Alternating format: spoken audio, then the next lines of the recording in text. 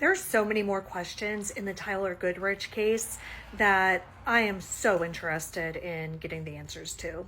Tyler Goodrich went missing in November 2023 from Lincoln, Nebraska, and we actually just covered his case on the podcast just a few weeks ago.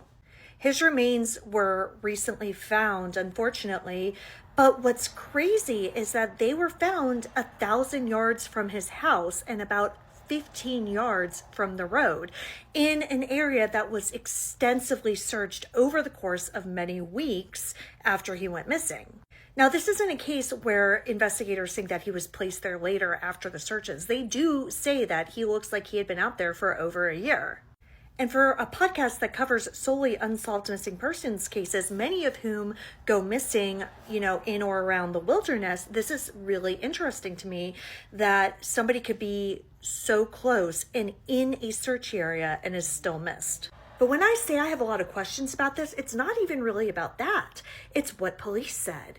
Quote, preliminary results of our investigation have led us to believe this is not a homicide and there is no threat to the public. Which, okay, I get that because suicide was a theory that was going around. However, he also said there were no weapons found at the scene. So how did he die? Like, what was it? I mean, yes, it was November in Nebraska, but the weather wasn't that insane. I just still can't figure out what happened here.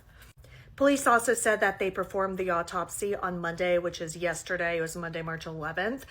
So, once we get the results from that, obviously we'll know a lot more.